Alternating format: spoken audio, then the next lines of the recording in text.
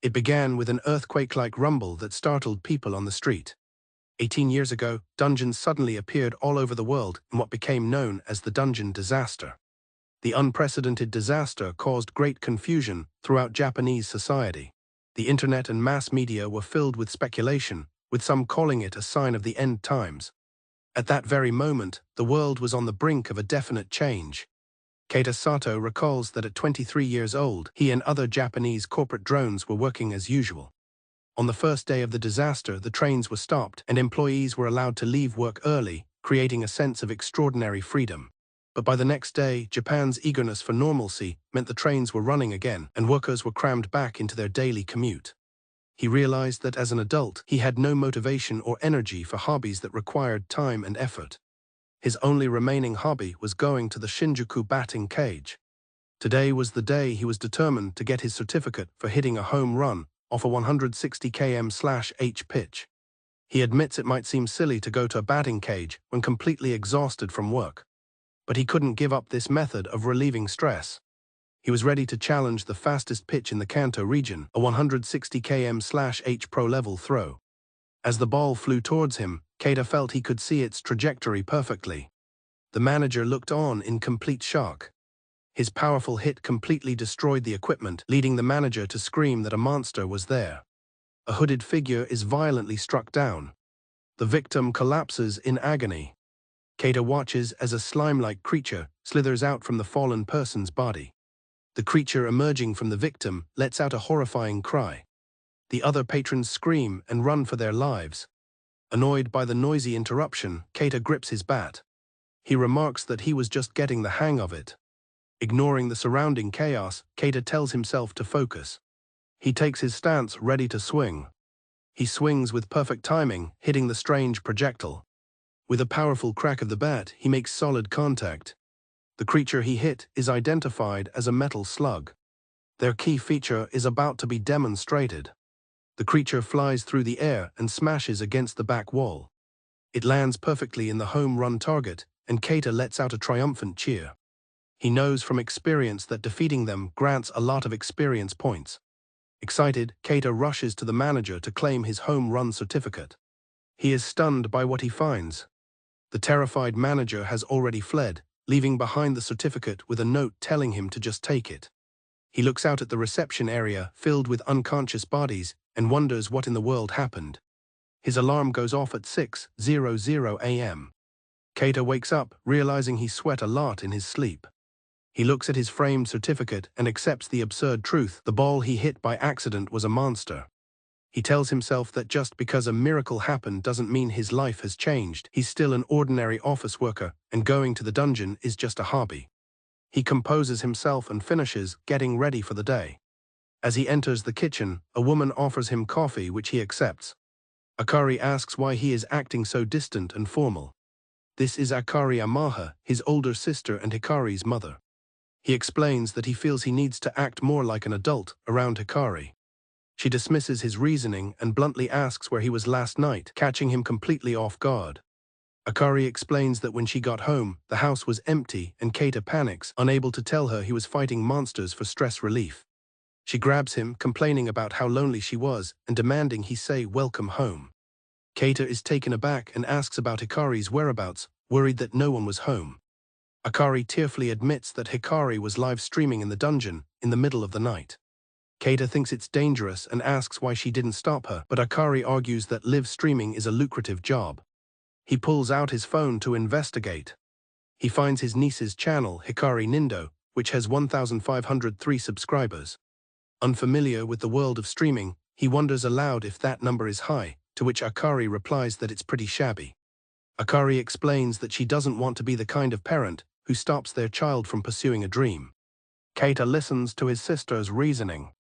So she asks him to play the villain and be the one to stop Hikari instead. As he heads for the door, he declines her offer of breakfast, saying he'll grab something at a convenience store. Keita promises he'll be back as he leaves for work. He makes his way through the busy train station. He overhears some students talking about someone called the Shinjuku Batter. They mention the person only uses a metal bat as a weapon, and the thought of it makes Keita feel sick. On the crowded train, he hears more people talking about the Shinjuku batter's intense foray into a dungeon's deeper layer. He notes that people are talking about live streamers here as well.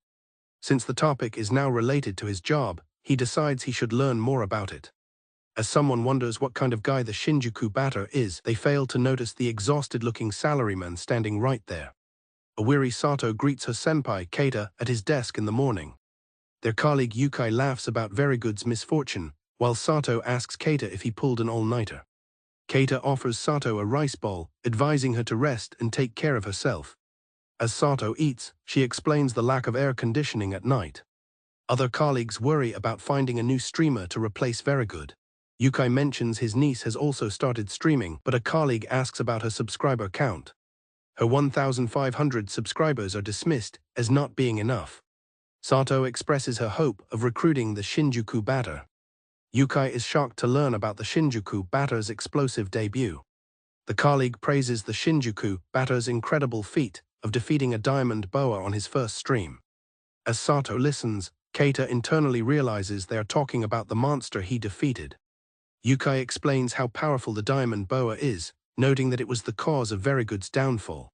Keita recalls the diamond boa's specific weakness, which requires a precise hit with a bat. Keita is in disbelief that his actions as the Shinjuku batter are being discussed so openly. Sato excitedly talks about the monster's rare drop, but dismisses any connection to herself as a coincidence, since her dungeon diving is just a private hobby. A colleague laments the loss of Verygood as valuable, though controversial, streamers. The boss furiously orders her staff to find a new streamer after deciding to cut Verygood loose. Yukai and Sato are stunned as their boss tells them to prepare for overtime. The doorbell rings, interrupting the tense atmosphere. Hikari celebrates her uncle's awesomeness and her growing subscriber count. Mia cautions Hikari about the legal and personal risks of streaming without permission. She points out that he seems like the type who avoids the spotlight. Hikari is certain her uncle's aversion to live streams will keep her secret safe. Mia reveals the dark history of the batting cage and its connection to a dungeon gate. Hikari is surprised by this revelation. Mia describes the common adventurer gates around Shinjuku. She specifies that Keita uses a particularly dangerous gate that leads to the deepest layer. The gate at the batting cage is shown, emphasizing its ominous nature and the extreme danger it represents. Hikari gushes about how her uncle is a badass, just like a character from an anime. Mia questions the morality of exposing her uncle, who has done so much for her. Hikari is left speechless and conflicted. Hikari agrees to tell him the truth. She decides she will confess to her uncle, and Mia agrees it's for the best. However, she reveals her true intention is to wait until she's rich. Hikari explains her plan to use filters to continue streaming him safely. Hikari receives a call from her uncle. She answers cheerfully, as Keita explains he will be working late. Hikari is disappointed by the news of his overtime. Back at the office, Keita finishes his call while a dejected Sato listens in. Hikari asks her uncle about his phone's GPS feature. Keita says he doesn't usually use it. With a teary-eyed plea, Hikari convinces him to turn it on. Keita agrees to her request. Mia silently observes Hikari's successful manipulation. Hikari winks, pleased that her plan worked. Keita sees the announcement for the Shinjuku batter's next stream, now tasked with finding himself. Hikari excitedly looks forward to streaming her uncle again tonight. The members of Verygood complain about their recent misfortunes in the Shinjuku dungeon. They blame their downfall on the appearance of the Shinjuku batter. Salt heatedly defends their risky leveling methods. Potato walks in, mentioning Soyeon's live stream. The group discusses the possibility of a surprise collaboration with her. Potato smirks, revealing that a simple collaboration is not what he has in mind. Potato paints a picture of them saving a top streamer in the middle of a live broadcast. He believes this act of heroism will be the perfect way to regain their popularity. Sato asks Keita if something is wrong, noticing he seems preoccupied after a frustrating day. He voices his firm belief that if you want people to work for you, it's only natural that you compensate them. Keita laments the company's desire for high-quality performance at a cheap rate, especially when it requires results. He can't stand being forced to work unnecessary overtime for that reason. He clarifies that while paid overtime is tolerable, unpaid overtime is a different story. Sato apologizes, feeling responsible for his extra work, but he tells her not to. Despite his words, Sato resolves to show her gratitude. Sato insists on treating Keita to ramen as compensation for his help. Keita declines, citing compliance rules against co-ed employees eating together. He adds that it's especially true for someone as attractive as her, leaving Sato stunned and blushing. Keita quickly bids her goodnight and walks away. Sato is left standing there, still processing his compliment. He's inwardly relieved to have casually stepped away, avoiding potential office rumors. He arrives at a batting cage and pays for an hour. Keita enters the facility and heads down a corridor. Suddenly, his niece Hikari appears, announcing she's been waiting to get great footage of her uncle. Hikari summons her familiar, a spirit drone. She explains that her SSS-rank stealth skill allows her to explore dungeons despite her weak combat skills. By bestowing her skill onto the drone, she plans to film her uncle's adventure without him ever knowing. As Keita proceeds through the dungeon, he suddenly stops, sensing he's being watched. His sharp perception startles the invisible Hikari.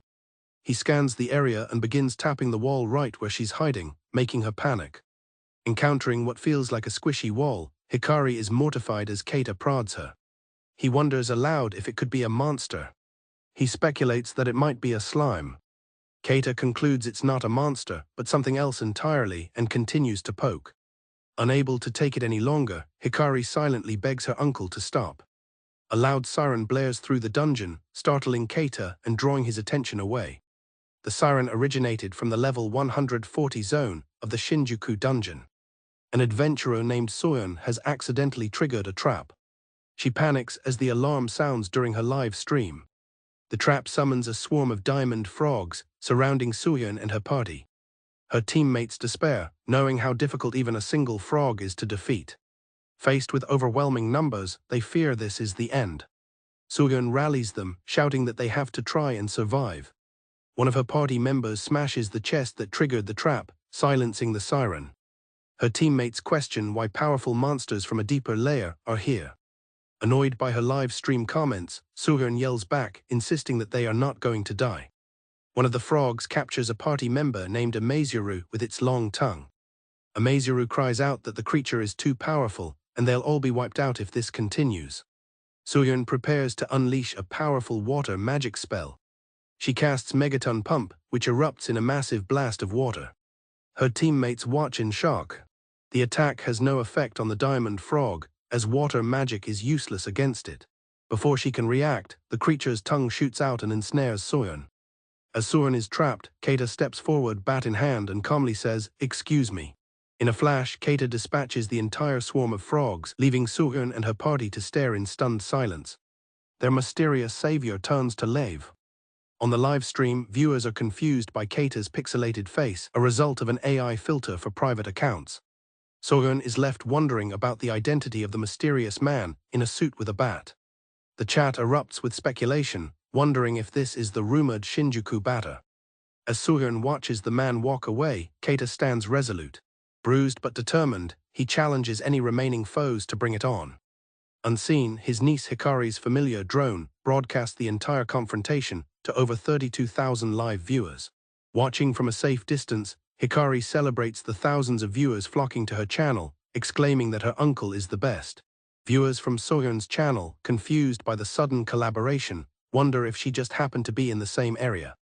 They speculate that Soyeon's drone was destroyed by a frog after her stream abruptly ended.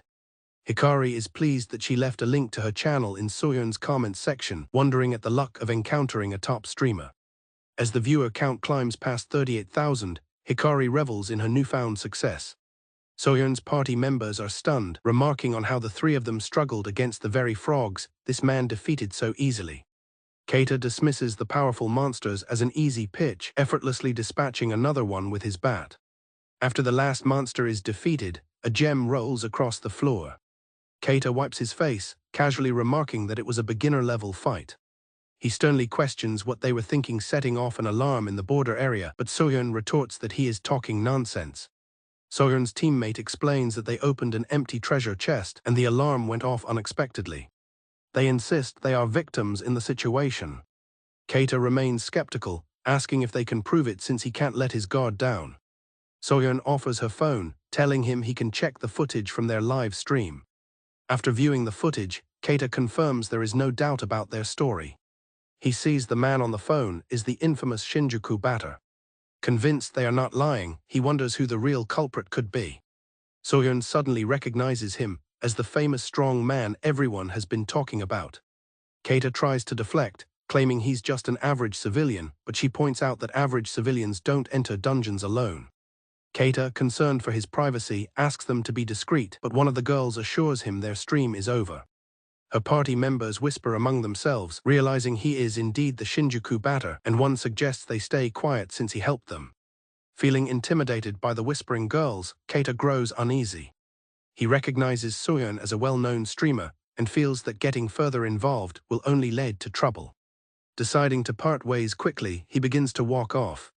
Soyeon immediately calls out for him to wait. Keita, annoyed, asks what else she wants. Soyeon insists she should thank him in return for his help. She then presents a hypothetical scenario. She asks if he could prevent a traffic accident just by reaching out his hand. She questions whether it would be unpleasant to deliberately ignore it. Keita confirms her theory, stating he only saved them so he wouldn't feel like a jerk. He adds that thanks are unnecessary and too much trouble. Soyeon is left utterly infuriated by his obnoxious explanation. Her teammates agree that his strength doesn't give him the right to be so condescending. But Soyeon seems to have a change of heart.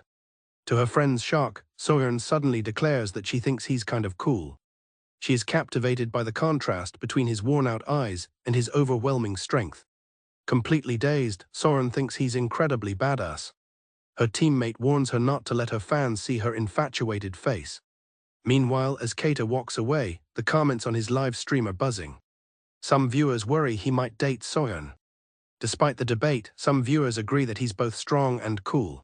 Watching everything unfold, Hikari smirks, thinking that her uncle's performance was even better than expected. She finds it typical of him to gracefully ignore a cute girl's advances. Her thoughts then shift back to the scene of the attack, pondering the strangeness of the trap.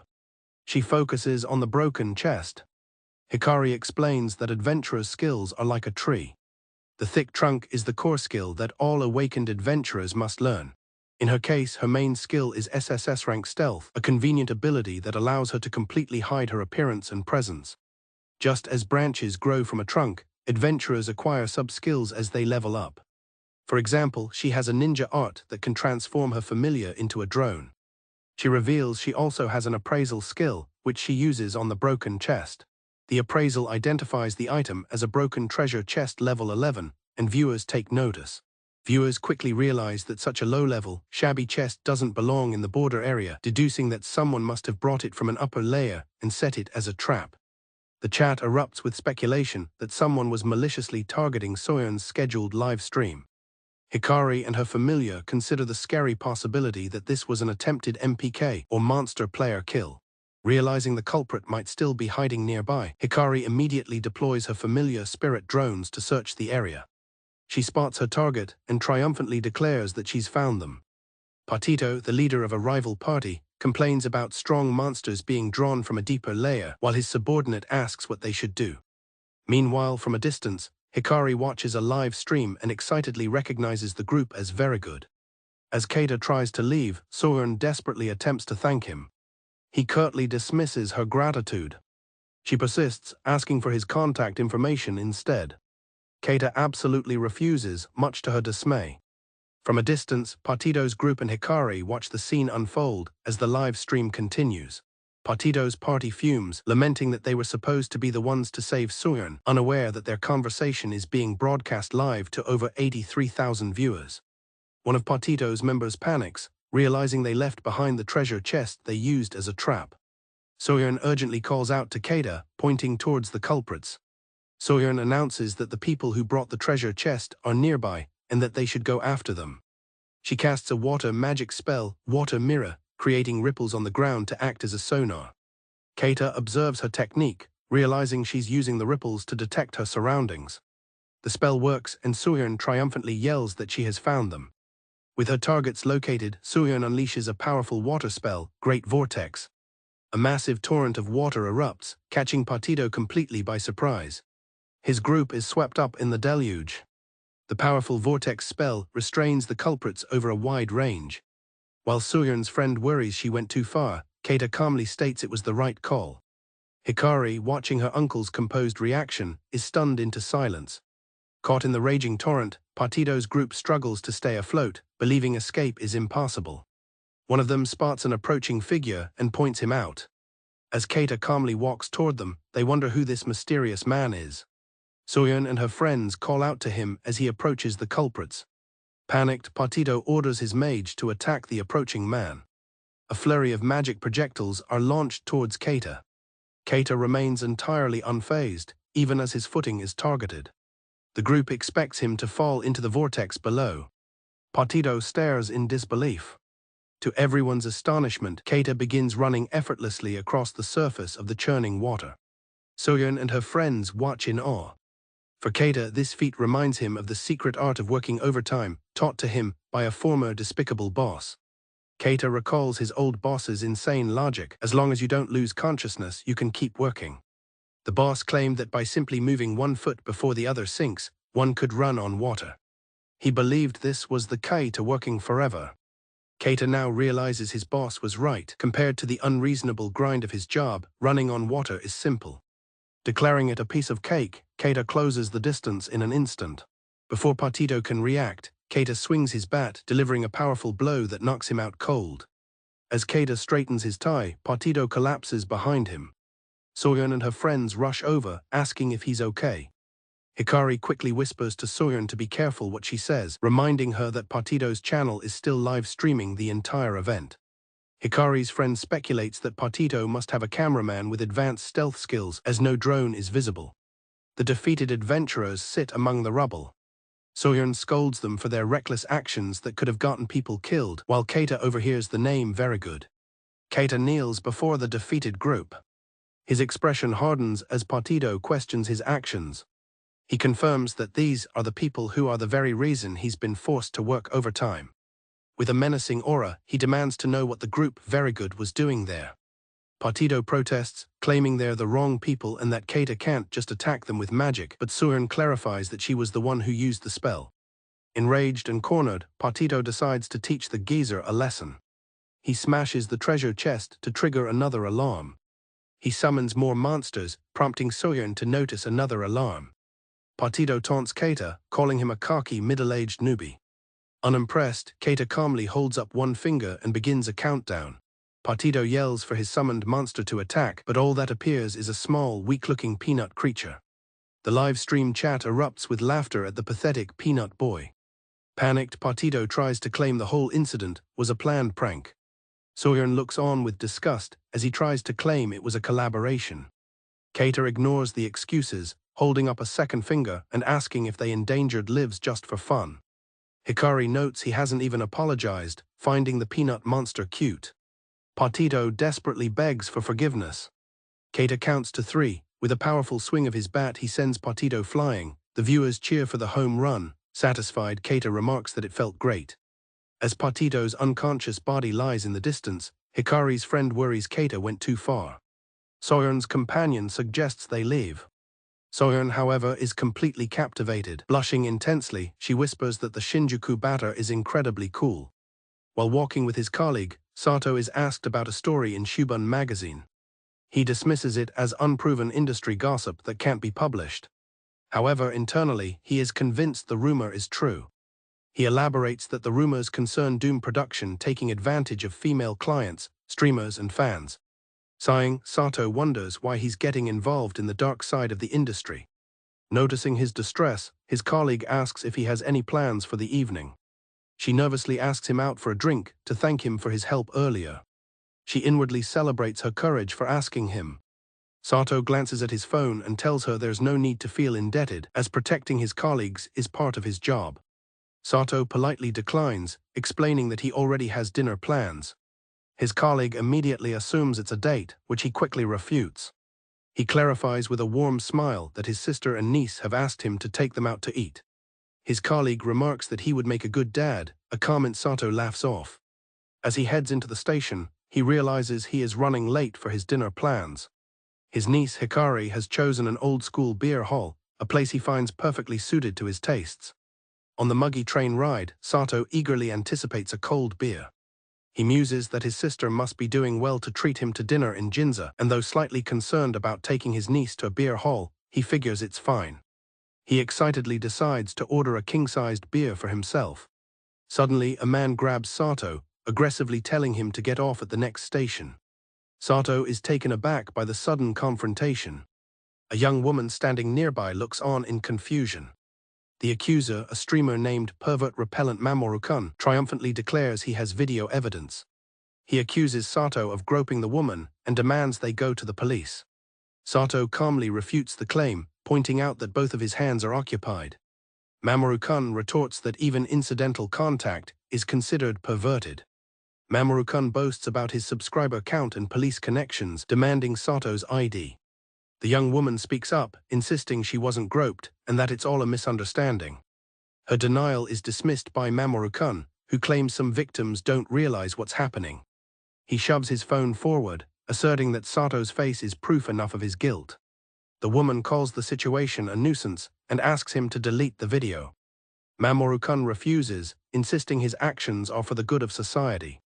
Annoyed by the delay, Sato texts his family that he's running late due to an unforeseen issue. Sato intervenes, telling Mamoru-kun to stop shouting and scaring the woman. He asks if she would be willing to get off at the next station with him to testify to the station staff that he is innocent. She readily agrees, determined to clear up the misunderstanding. Mamoru-kun is visibly irritated by their cooperation. As the train doors open, Mamoru-kun abruptly gives up and flees the scene. Sato tries to stop him, but the damage is done. The other passengers, convinced by the spectacle, begin whispering and openly calling Sato a groper. Some passengers even start taking photos to post online as a warning. Sato quickly realizes the situation is strange as the passengers are spreading rumors in unison. He concludes that he has been framed in a setup. The woman suggests they chase after Mamoru-kun, but she trips and falls, breaking her glasses. Sato decides against pursuing, not wanting to cause further inconvenience to those around them. The only person Sato can think of who would cause such trouble is his rival Kinya. However, he feels the move was executed too quickly to be Kinya's doing. As the woman picks up her broken glasses, she apologizes, feeling responsible for the incident. She then reveals that she might know why someone like that would target her. Sato acknowledges the coincidence of them both being targeted. The woman worries that things could get messy. Seeing her phone's wallpaper, she proposes they exchange contact information. Sato feels a sense of déjà vu and seems hesitant. They ultimately agree to exchange contact information just in case. Meanwhile, his niece Hikari waits for him outside a convenience store. She wonders what kind of trouble her uncle has got himself into. As Hikari waits, she admits to herself that her mother isn't coming and that it was a lie. With a determined smile, she thinks that tonight is her turn to reward him. Hikari enthusiastically encourages her uncle, Sato, to raise his glass for a toast. Sato takes a hearty gulp of his drink. After a satisfying gulp, Sato slams his mug down with a satisfied roar. Hikari asks how the beer tastes, and Sato confirms that it's great.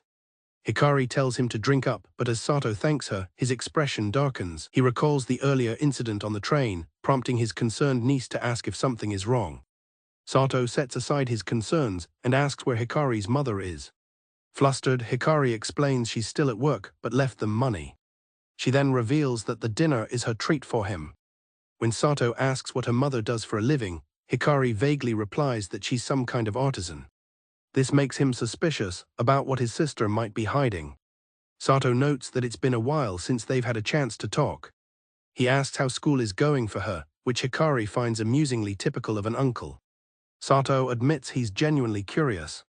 Hikari happily reports that she's made friends and found something fulfilling to do, but becomes hesitant when her uncle asks for details. Hikari internally struggles, knowing she can't reveal her secret life as a streamer who live streams him. Their conversation is cut short when Sato's phone buzzes. Hikari points out that his manager is calling. He tries to ignore it, but Hikari urges him to answer. He reluctantly agrees and steps outside to take the call. Sato steps away from the table to answer his phone. His manager apologizes for the late call and without preamble, asks him directly if he has groped anyone. The abrupt question leaves Sato utterly bewildered. His manager explains that a streamer named Pervert Repellent Mamoru-kun has posted a video accusing him of groping. Sato confirms there was some trouble about an hour ago. The manager notes that his face is blurred and his workplace isn't identified, finding the situation too convenient. However, she reveals that despite its low view count, the video has somehow been singled out, identifying him as an employee of their company. The company's social media received a direct message about the sexual harassment allegation, demanding to know how they would handle it. Sato realizes he's been set up and apologizes for the trouble. His manager asks who he could have possibly angered. She states she knows he values self-preservation too much for such a risk and asks if he trusts her. Pleased that his manager understands him so well, Sato begins to explain the truth. He believes the incident is too well planned for a small-time streamer and suspects someone bigger is pulling the strings. Based on recent events, only one person comes to mind. He names his suspect, Kinya Kachidoki, the manager of Doom Production. The manager is enraged, finding it ridiculous that the industry's largest company would resort to such tactics. Sato agrees but reminds her they lack evidence, a fact her colleague reluctantly accepts. She feels he should be more upset about the situation. The manager informs Sato that she has the alleged victim's contact information and has spoken with station staff, so initial steps are underway. She assures him the company won't take disciplinary measures as the video evidence is weak, and he confirms his trust in her. Her colleague fumes about scumbags who exploit others for business and twist social justice. Sato offers to return to the office if needed. The manager tells Sato to enjoy his family dinner and apologizes for the interruption. After thanking his boss, Sato ends the call. He clenches his phone tightly, frustrated by the fact that there's no evidence to prove his innocence. Sato reflects on the situation, realizing the perpetrators kept the anonymous, blurry post minimal because they knew their evidence was weak. He fumes at how villains always protect themselves. His anger boils over, not just from being framed, but because they involved his company and ruined his family time, causing an immense power to surge within him. Upon his return, Hikari welcomes her uncle back. She and the waiter are stunned to see Sato transformed into a hulking figure, enveloped in a dark aura, and she nervously asks if he's okay.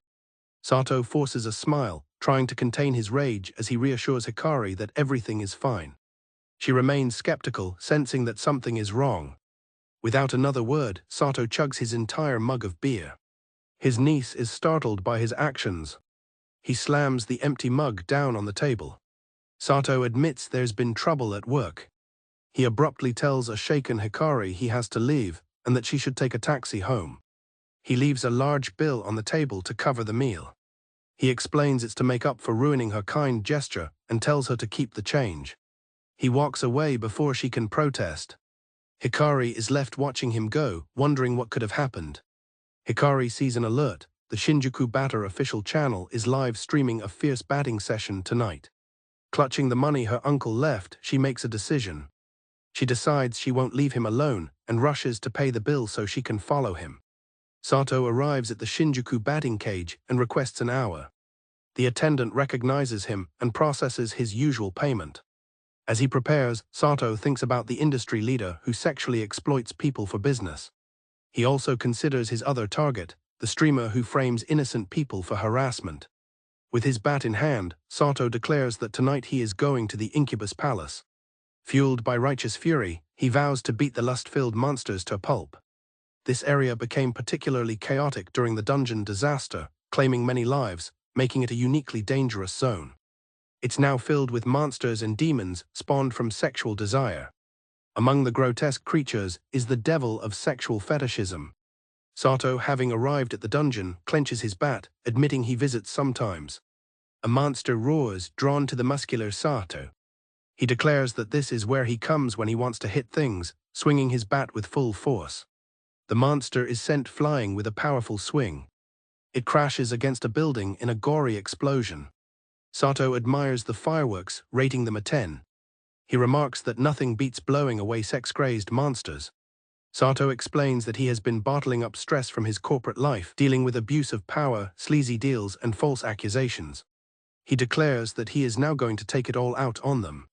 Meanwhile, Hikari watches her uncle's livestream, reading a frightening profile on the danger level A monster he's fighting. Hikari, watching from a safe distance, knows she can't deactivate her stealth in such a dangerous place. The demons that appear in the Incubus Palace reduce physical damage by more than half and are resistant to magic. If defeated, a person will be subjected to sexual acts regardless of gender. Sato is undeterred, continuing his rampage against the dirty bastards, equating them to gropers on crowded trains. With another brutal swing, Sato vows to send the monster's parts flying. The monster's head explodes upon impact. The sudden impact startles Hikari, but she reassures herself that her uncle is fine. Her viewers comment on his bad mood, speculating about what might have happened. Hikari feels at ease, knowing her uncle is super strong and won't die. She sends a super chat donation, hoping he eats something delicious, thinking he must be feeling refreshed. Sato, splattered in monster blood, stands silently. Standing over the defeated monsters, Sato hears his niece's voice from the drone. Hikari celebrates her channel's monetization, thanking her loyal fans. She tells her uncle that once she makes a fortune, she'll give it all to him so he can quit his job. Her dream is for him to spend the rest of his life with her as a streamer. His thoughts are interrupted by a sudden flash in the distance. An ornate spear hurtles from the sky and embeds itself in the ground right in front of him. Sato is startled by the sudden appearance of the weapon. The spear erupts with a powerful shockwave, forcing Sato to leap back to avoid the blast. He instinctively swings his bat, deflecting something caught in the explosion. Suddenly, Hikari's livestream is interrupted. Her viewers panic, wondering if the drone was shot down or if Sato is in trouble. She worries that her uncle figured out she was streaming. She doesn't realize her drone was destroyed in the blast. Sato is surprised to see the spear has vanished from the ground. In its place stands a young woman, now holding the weapon and ready for a fight. The spear wielder charges at a surprised Sato. He quickly skids to a halt and raises his bat, preparing to block her swift attack. Their weapons clash with immense force as Sato cries out for her to wait. Their confrontation comes to a sudden halt. The woman seems surprised by his intervention. Realizing her opponent is human, the woman is horrified. She immediately bows in apology for her attack. Sato tells her to be more mindful of her surroundings, but she insists she is truly sorry.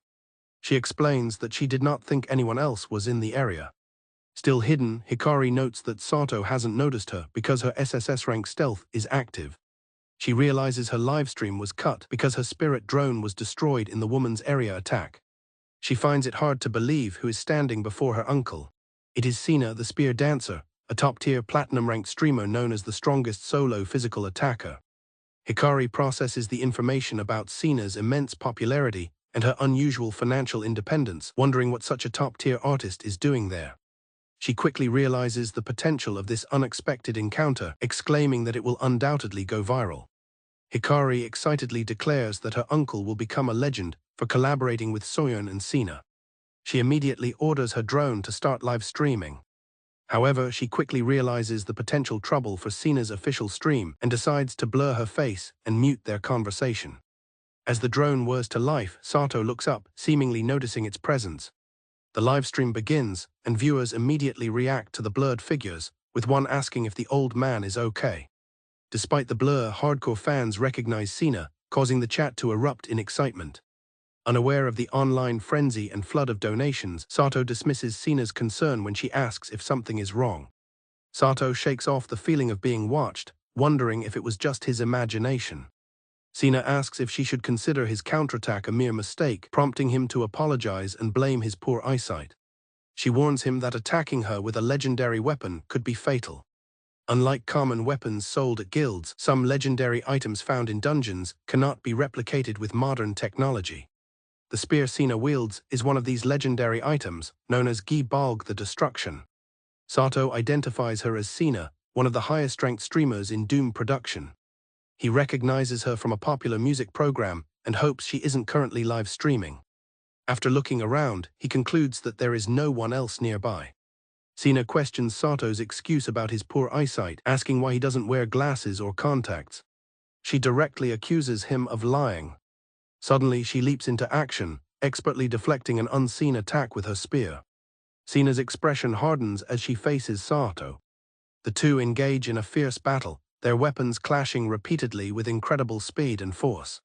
The fierce battle rages on, with Sato blocking another powerful strike from Sina.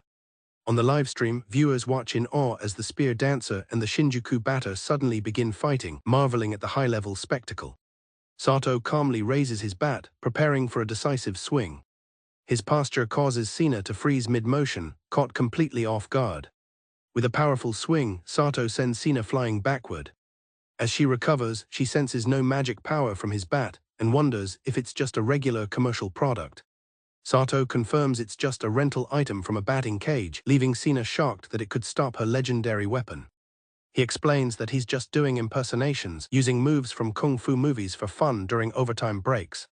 Sina is stunned by his explanation, but then brings the conversation back to his earlier claim. She states firmly that she knows he was lying about having poor eyesight. Chapter 14 opens with the introduction of Dan, a famous freelance cameraman in charge of Sina's shoot. Shirota wonders aloud how people even find information on someone like Dan.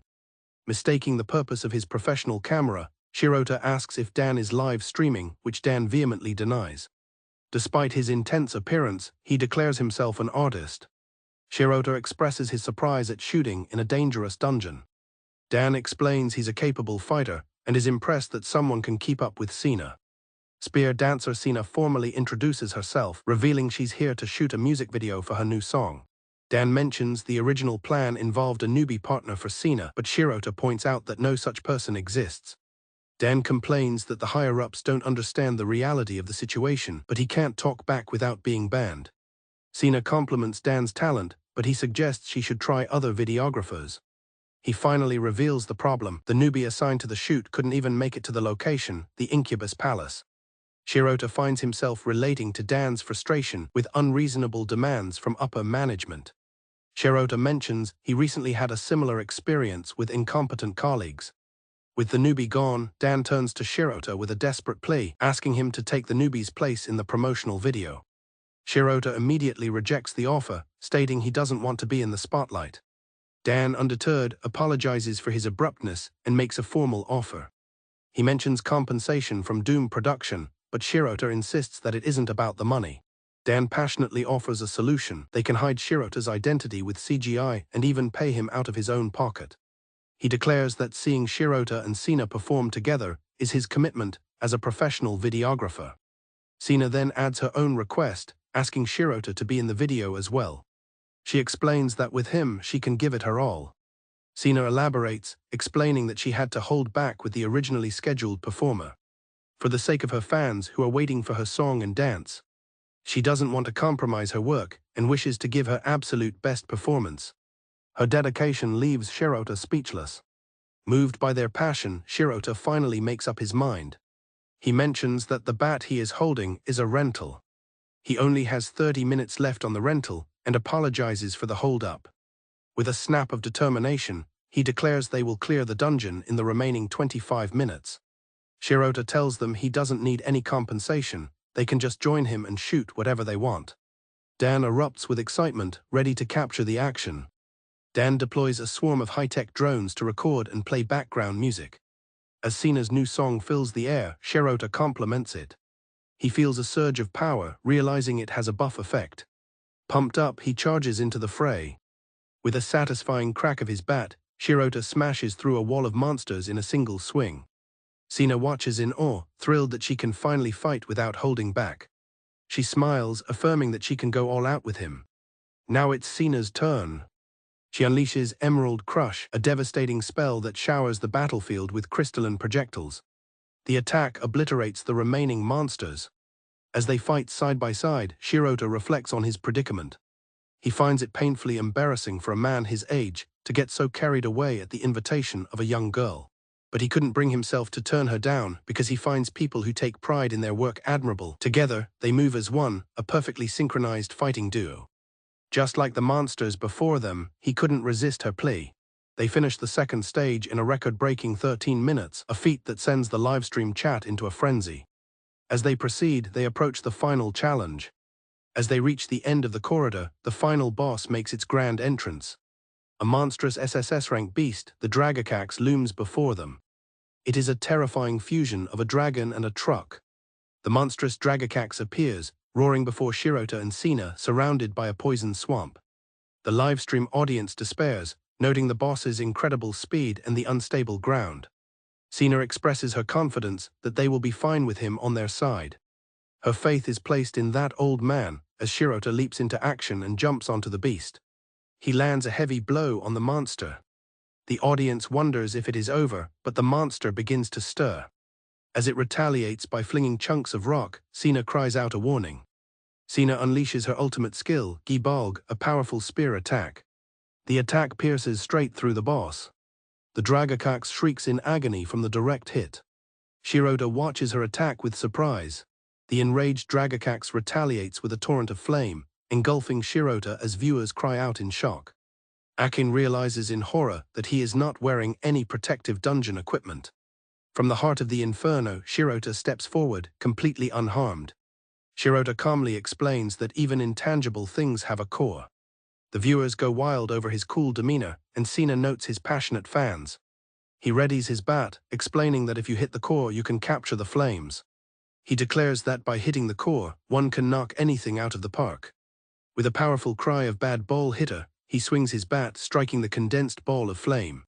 Sina rushes in to press the attack. As the beast staggers, the truck component of its body begins to rev its engine. The fiery projectile slams back into the Dragacax, causing a massive explosion. The spoils of their victory rain down around them. The cameraman Dan erupts in cheers, shouting bravo. He praises their incredible performance, calling them the best. Shirota, flustered, turns to Sina and admits he should have asked for her name sooner. She tells him to call her Kay, playfully asking if it is K for Kitty. He explains that fireflies shine brightly before quickly dying out, a comparison she dislikes. Shirota clarifies that he meant K as in firefly. His morbid comparison leaves her unimpressed. Dan thanks them again as they stand in the aftermath of the battle. Sina smiles warmly at Shirota, calling him K-san and telling him it was a performance she will never forget. Shirota seems moved by her words. The chat is filled with massive donations and comments about the high-quality action. Elsewhere, Akin is in disbelief, as the stream's popularity pushes her past 140,000 subscribers.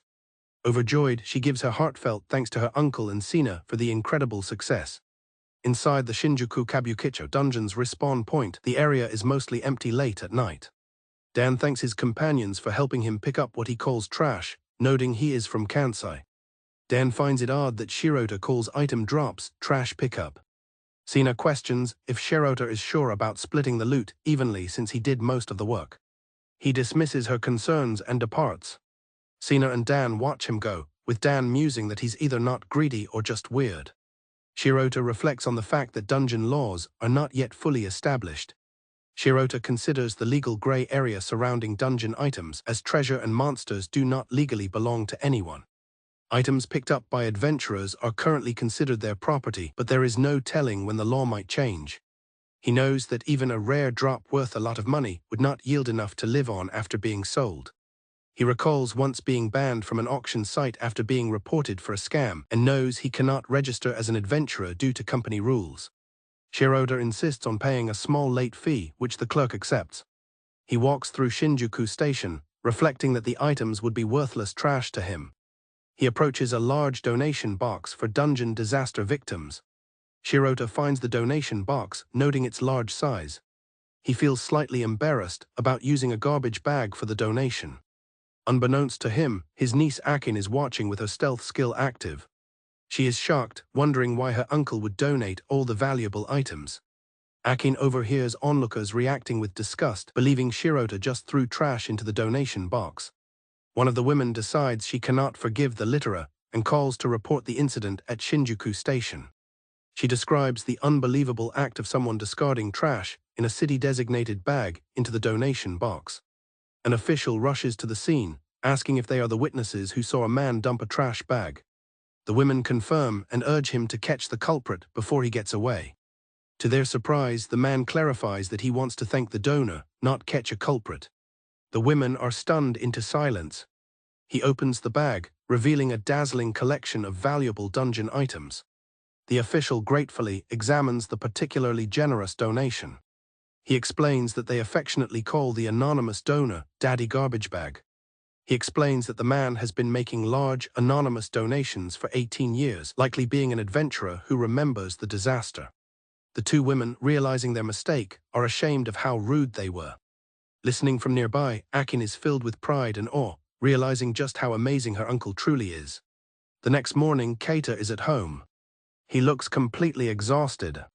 His older sister, Akari, notices his fatigue and asks if he got enough sleep. She asks what trouble he ran into, but he gives a vague, complicated answer. Just as Keita starts to explain, Hikari bursts in, loudly presenting coffee, much to Akari's annoyance. Akari asks why she was meeting with Keita. Hikari claims she wanted to take her uncle out for a nice meal, but Akari is annoyed she wasn't invited. Keita, confused, mentions that he heard the idea came from Akari. Hikari retorts that her mother is always busy with work. Caught in her lie, Hikari gets teary-eyed, asking if it is a bad thing to want to thank her uncle. Hikari's emotional display is effective on both her mother and uncle. Akari relents, telling her that while lying is wrong, she should be invited next time, and Hikari apologizes. Suddenly, Akari remembers Keita's earlier comment and demands to know more about the false groper accusation. After Keita explains what happened, both his sister and niece are furious. Akari declares the false accusation absurd and unforgivable, while Keita calmly asks her to settle down. Hikari passionately defends her uncle, exclaiming that a man who has been donating money for 18 years would never do such a thing. Akari and Hikari insist that simply exchanging contact information is not enough, encouraging Keita to take stronger action. Touched by their support, Keita reflects on how great it is to have family. Keita smiles, appreciating that his family believes in him without question. Meanwhile, Hikari finds a video of the incident involving a groper and a streamer. She immediately sends the link to her friend Mia, telling her that her uncle is in trouble. Mia quickly replies that she is looking into it. With a determined look, Hikari vows to protect her uncle, though her mother tells her to stop using her phone at the table. At the dungeon's respawn point, a man materializes in a fountain. He is dazed and confused, calling out for his mother. Watching from the sidelines, another man notes that he's alive. This is a common outcome for adventurers who die within the dungeon, as they simply revive. It's explained that all adventurers are clad in an avatar, a body double woven from mana. When damage is sustained in a dungeon, this avatar takes the hit and is destroyed instead of the adventurer's real body. This is why adventurers can fully recover at the respawn point after dying. Only the soul experiences death, leaving the physical body unharmed. Keikaru is glad the man is all right. Sina worries if the man is truly all right. Keikaru reassures her, explaining he's just experiencing temporary shock from the revival and will be back to normal in a couple of days. Sohyun claims to dislike pointless violence, but Keikaru points out that she was smiling quite a bit during the fight. Sohyun asks to leave the disposal of their captives to Doom Production. Keikaru would like to hand them over to the police, but knows it would cause too many problems if it went public. A scandal involving Doom Production would rock the industry and affect innocent employees like Sohyun and Sina. A representative from the company confirms they have informed their CEO and will handle the situation, including care for past victims. Keikaru first demands the man delete the false video he made. He then insists that the man must apologize for all past false accusations and pay compensation to his victims. Keikaru orders the man's restraints to be lifted. The man is horrified to see his channel has been banned. He collapses in despair, wailing that his life is over. The suddenness of the ban surprises Keikaru, who thinks it's deserved but abrupt. Sina wonders if other victims might have reported him to the guild. Sina comments that getting a channel banned is a severe punishment for a streamer, making them no longer viable. She adds that it is not something that happens without solid evidence and a formal report. This triggers a memory for Keikaru about the false accusation of groping. He recalls that when he told Hikari about it, she became very upset and immediately began fiddling with her phone. Keikaru dismisses the thought, convincing himself that Hikari is just a normal kid and couldn't be involved. As they prepare to leave the dungeon, Sohyun points towards the exit. Rin exclaims that she's starving and suggests they all go get something to eat, an idea the others agree with. Sina suggests they all celebrate together once the criminals are handed over, asking if Keikaru and her group will join. Seeing as they were so helpful, Keikaru agrees to treat everyone to a meal. Sina is overjoyed by his offer.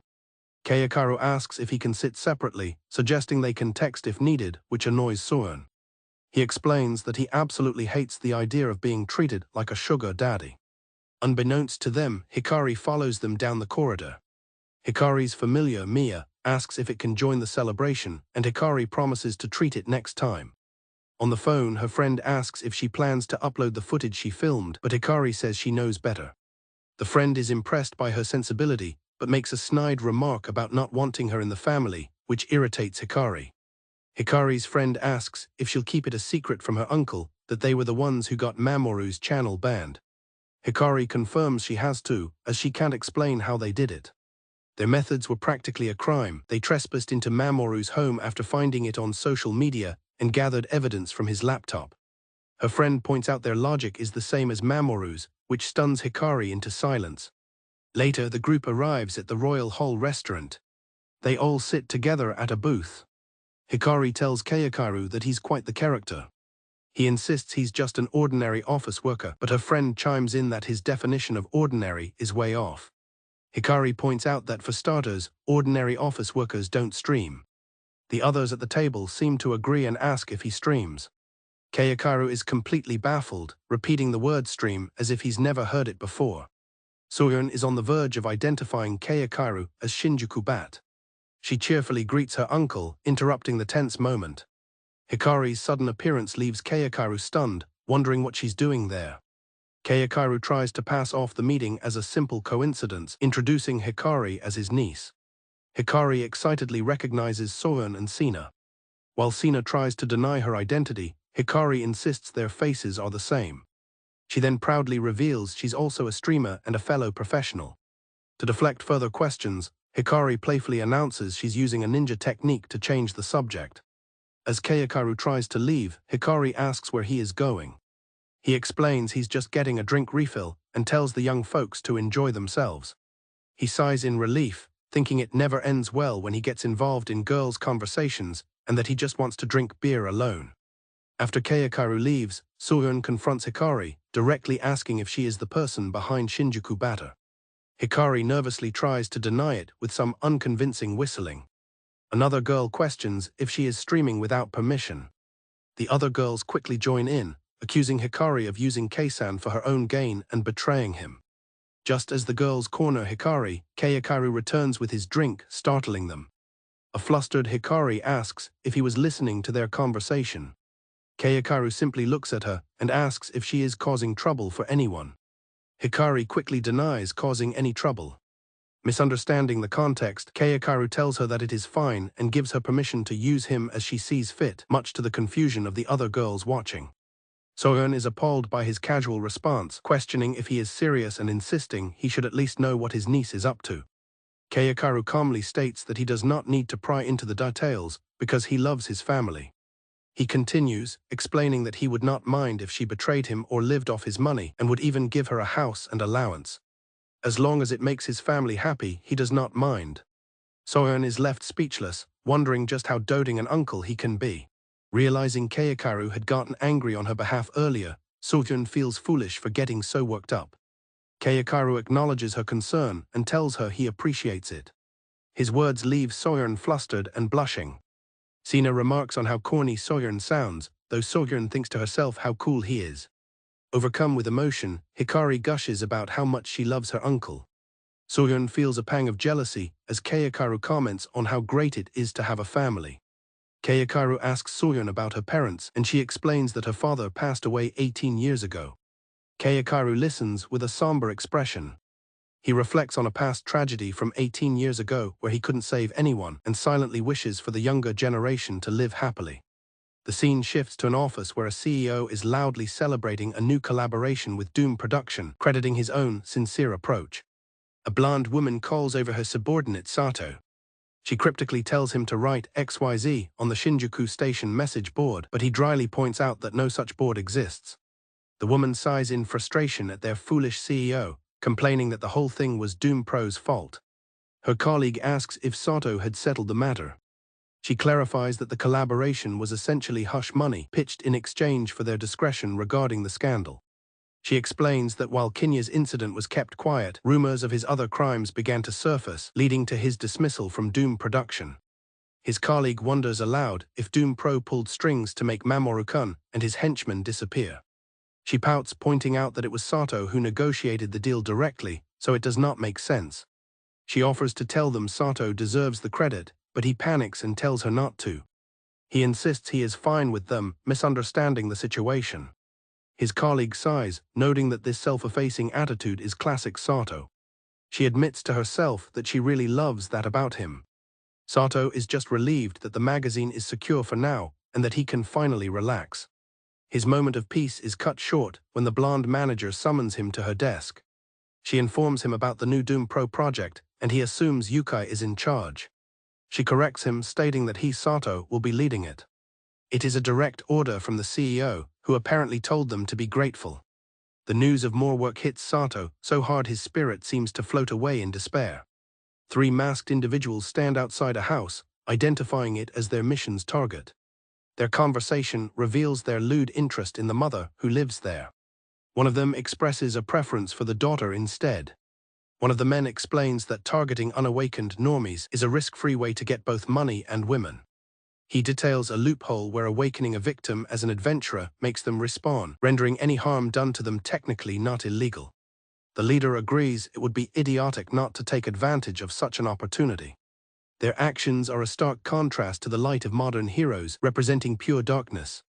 An incident involving shady adventurers misusing their abilities was about to occur purely to satisfy their own desires.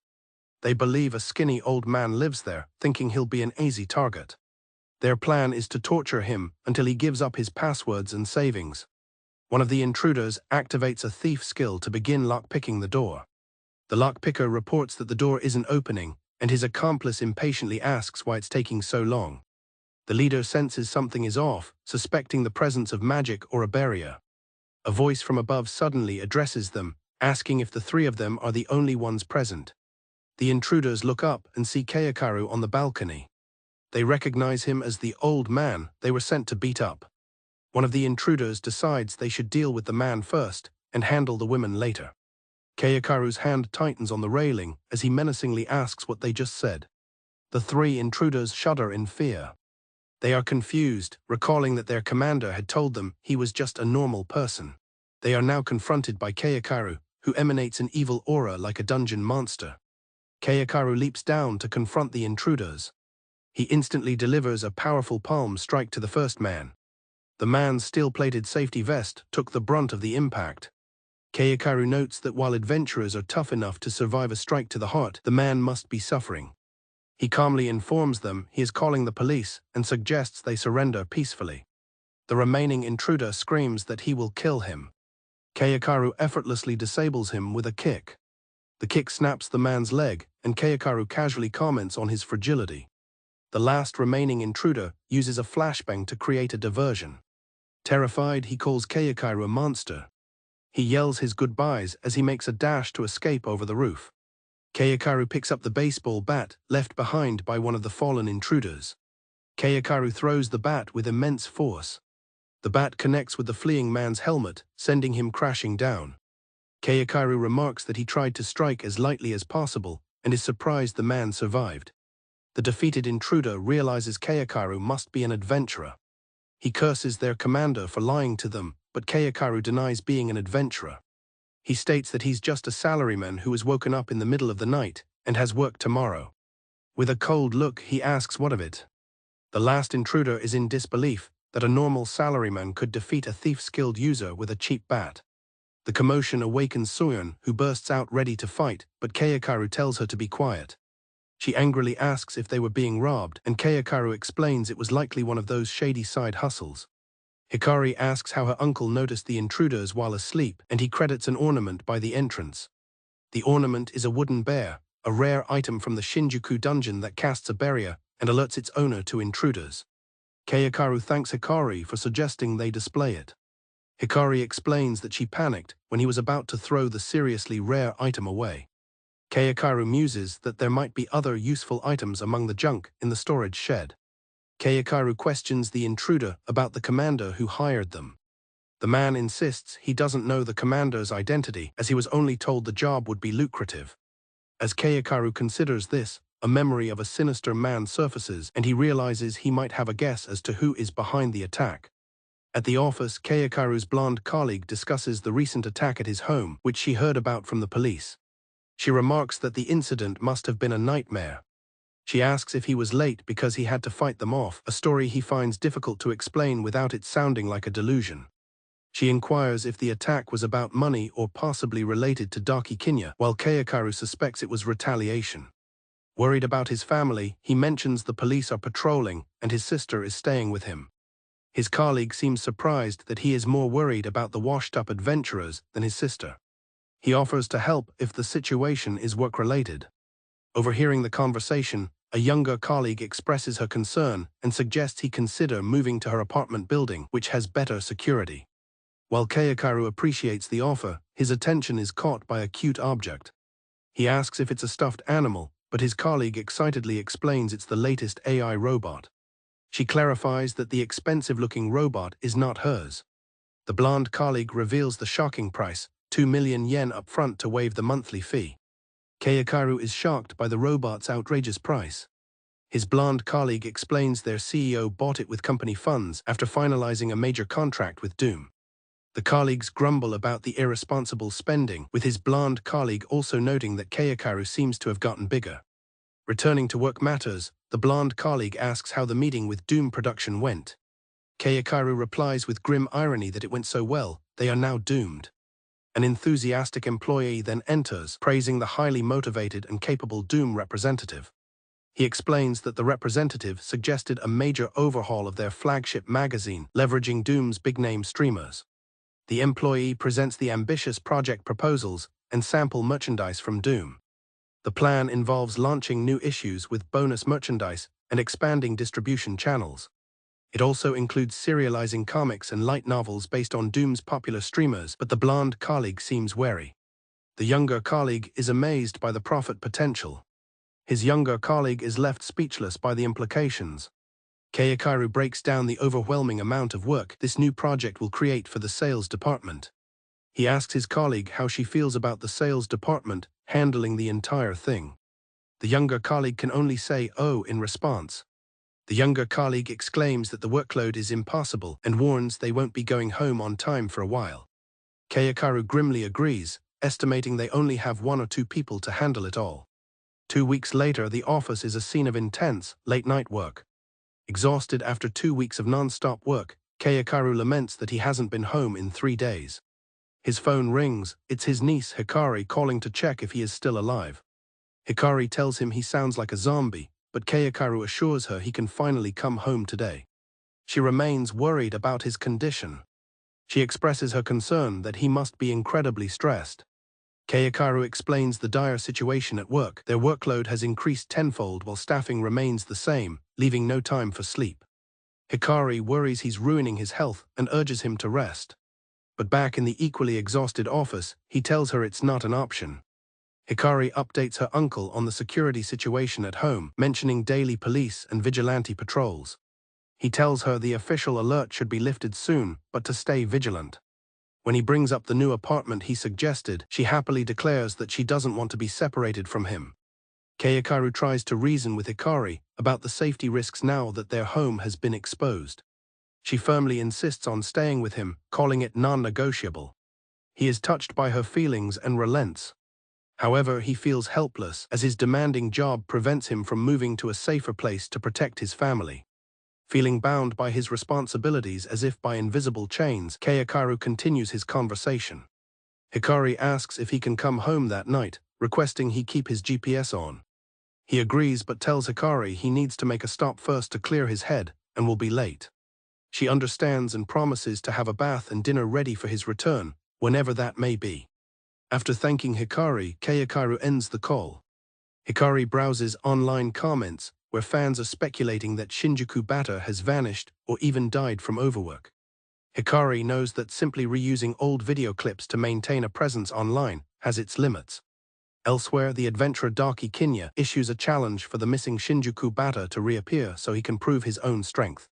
The minimum order for the magazine was set at 12,000 copies.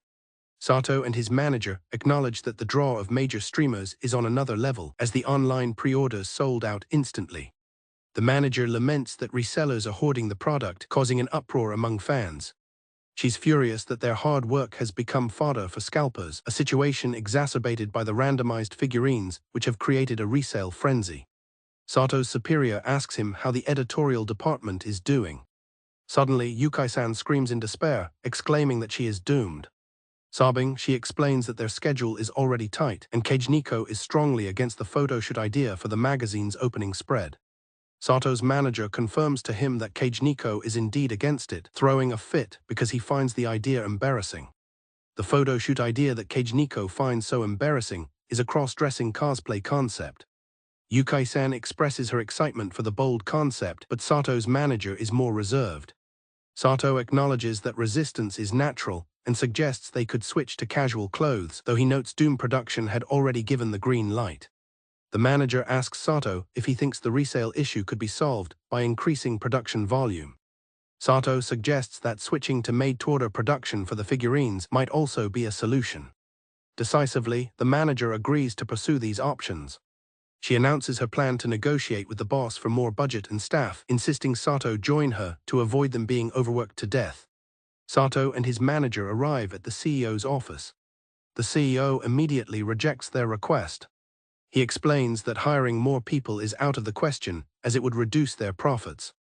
His response leaves both of them speechless. The CEO insists they have enough staff and questions their effort. He belittles their complaint, saying they must be energetic enough to handle the workload. Sato listens with a grim expression. He looks at the CEO's model car collection, thinking how much of a far cry he is from their former leader. He remembers apologizing to the former CEO for his long absence after a dungeon incident. The former CEO had simply been glad that Sato made it back safely. He had even expressed his gratitude to Sato. Sato reflects that he stayed with the company because the former CEO paid his salary during his absence and gave him a get-well bonus. The current CEO, however, has a completely different philosophy, believing work is a privilege that demands total devotion. Sato is overcome with a desire to physically assault the CEO. His manager senses his intent and calmly tells him to stop. Sato clenches his fist but obeys her command. She warns the CEO that failure to meet Doom Production standards could result in them terminating the contract, which he misinterprets as a threat. The manager calmly states she is just seeking his management expertise. The CEO is left sweating as they turn to leave. They exit the office. As they walk away, she instructs Sato not to kill the CEO yet, clarifying that their plan is to ruin him socially. The manager reveals she secretly recorded the meeting, planning to use it as proof of the CEO's misconduct to report to the Labor Standards Office. Sato gets them drinks from a vending machine. He offers her a mixed coffee, saying it's his treat. She is surprised he knows her taste so well, and he explains that he picked up on it since their desks are close to each other. Sato considers how his manager is also a victim, worrying that the company is now in serious trouble.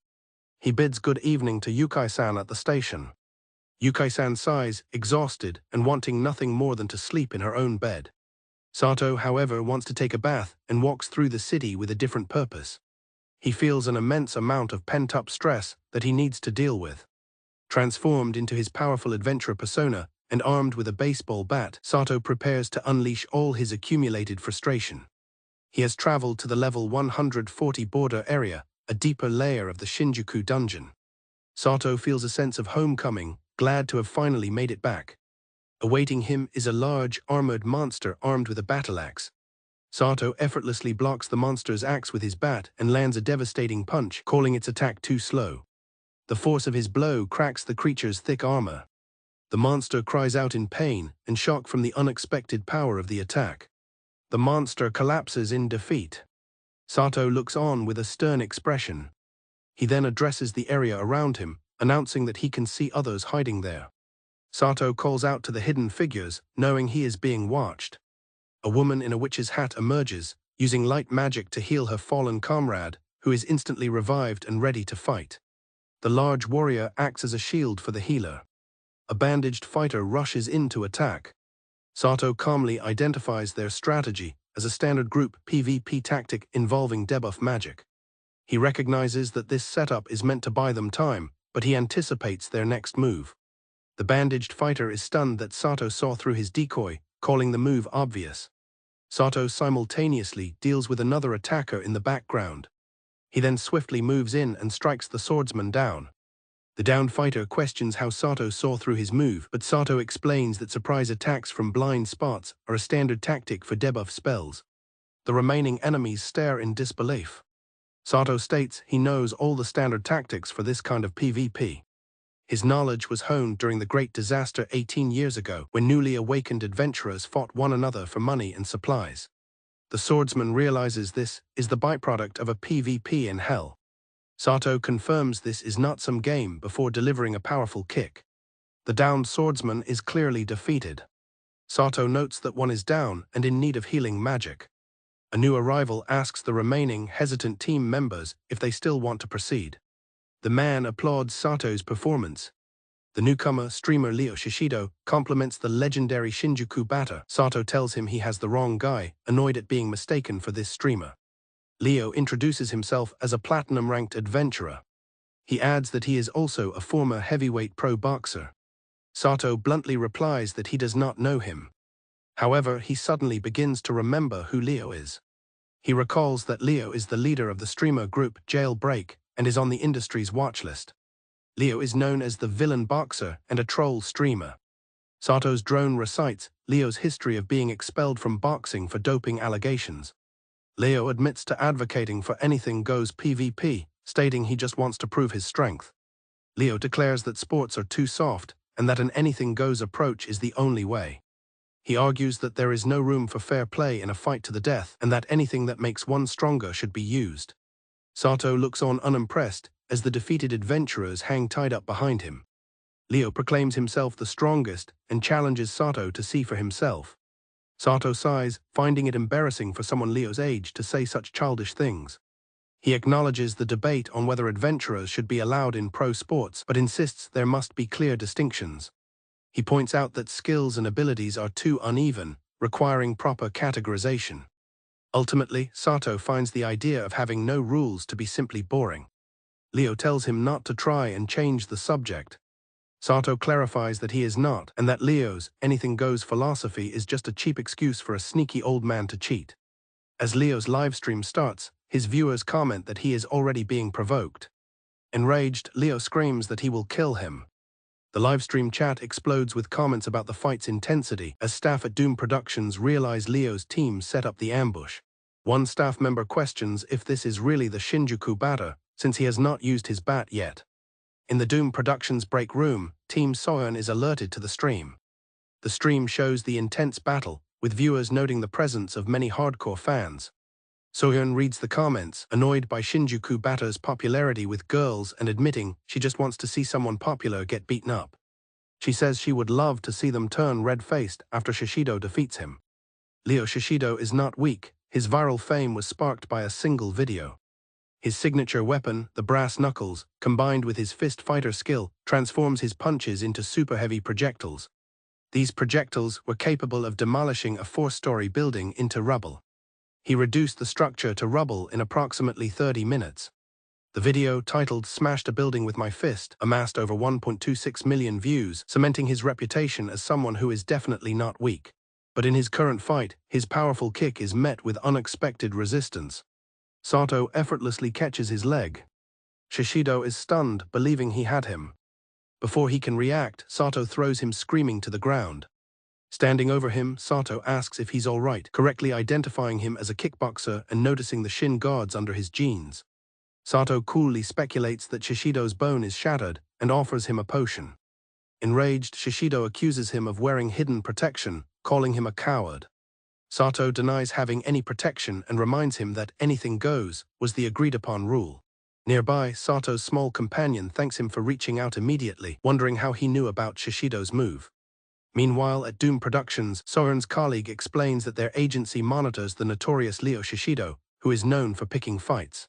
She reveals that Shishido had announced the Shinjuku batter as his next target, but her warning message to Sato went unread. Soyeon is distressed, knowing she missed the threat because she had to ignore all messages to protect her secret identity while filming her uncle. She is terrified that her uncle will find out what she is doing and despise her. She ponders the shadow that seems to hang over him and his low self-esteem. She wishes he would be more aware of how great he is. Perhaps she thinks showing him the profits he's earned could help him understand. While Soyeon worries, Sato endures a relentless barrage of punches from Shishido, standing firm like the secret hero he is. The livestream audience has varied opinions, with some cheering him on and others thinking he's just getting beaten up. One viewer correctly observes that he is completely withstanding every single blow. Shishido is visibly frustrated, demanding to know why Sato isn't falling apart. Calmly cracking his knuckles, Sato dismisses the furious assault as no big deal. Sato sighs, his patience wearing thin. After 2 weeks of non-stop work, he just wanted some fun. Instead, he has to be hassled by weirdos. His stress levels are reaching their breaking point.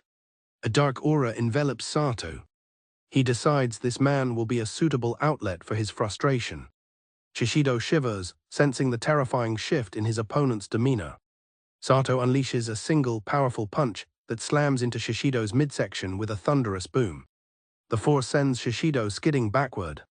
Sato warns him that he'd better quit while he still can. Shishido boasts that his toughness sub-skill can handle the damage.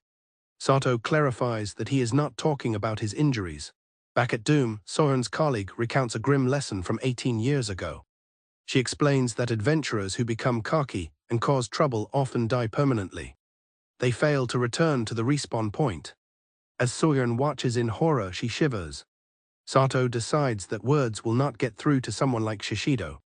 He declares that he will have to teach him a lesson with violence. Shishido braces himself, sensing an attack. He realizes that something crazy is coming. When a bat is swung with sufficient speed, an air shockwave is generated. Sato swings his bat with immense speed. A horrified Shishido is caught directly in the path of the devastating force. The shockwave erupts forward in a destructive blast, tearing up the ground.